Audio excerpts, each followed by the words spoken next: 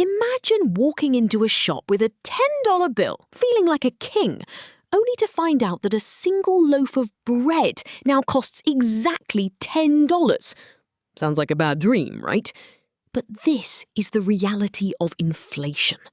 Today, we're peeling back the curtain on the invisible thief that haunts every economy on Earth. What is inflation? Why do central banks actually want it? And at what point does it stop being a nudge and start being a wildfire?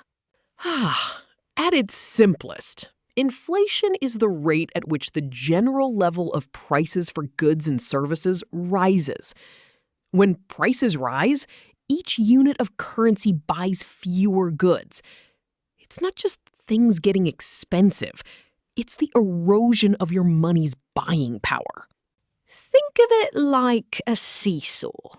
If you suddenly double the amount of money everyone has, but the number of apples in the world stays the same, what happens? People have more cash to bid on those same few apples. The price of the apple goes up. This is demand pull inflation. Too much money chasing too few goods. It's like a concert where everyone is trying to squeeze through the same tiny door at the same time. The ticket price for that door inevitably spikes. Then there's cost push inflation. Imagine a factory that makes bread. If the cost of wheat or the price of electricity skyrockets, the factory owner has to raise the price of bread just to stay in business. The cost pushes the price up. It's an invisible tax. It happens without any government official signing a new law, yet it silently reduces the value of your savings account. That rainy day fund you've been building? Inflation is the termite eating away at its floorboards. But here's the kicker. Economists actually want a little bit of inflation.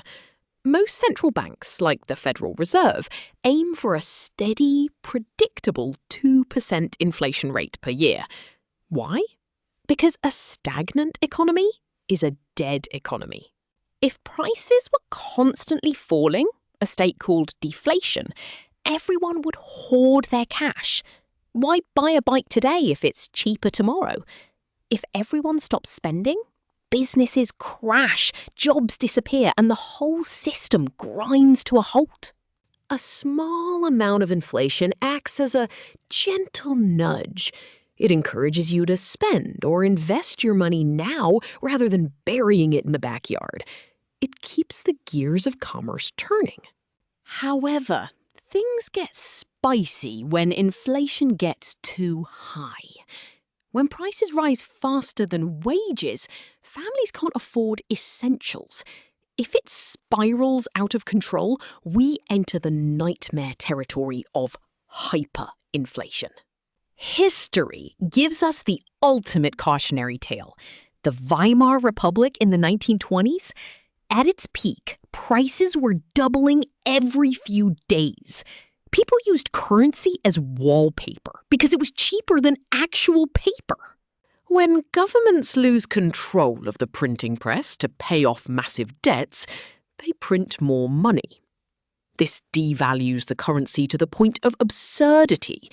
It destroys trust, and trust is the only thing that gives money its value. So, how do we fight back? Enter the interest rate hike.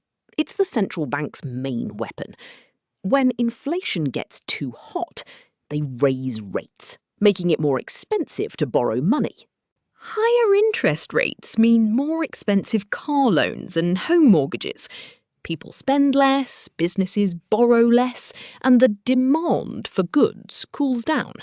It's like putting the economy on a strict diet. But this is a tightrope walk. If you raise rates too much, you kill the economy and trigger a recession. If you don't raise them enough, inflation stays high and eats your paycheck. This is why people invest. Stocks, real estate, and commodities are ways to park your wealth in assets that tend to grow in value along with or faster than inflation. You don't want to be the one holding the bag of cash when its value is melting. Inflation isn't a conspiracy. It's a fundamental property of our current financial system. It's designed to keep us moving forward, but it requires constant vigilance. To recap, low, steady inflation keeps the economy moving. High, rapid inflation destroys savings and disrupts society. And interest rates are the thermometer and the thermostat all in one. The next time you see a price jump on your favourite snack, remember, you're witnessing the pulse of the global economy. If you found this breakdown useful, hit that subscribe button. It's the one thing that never loses its value.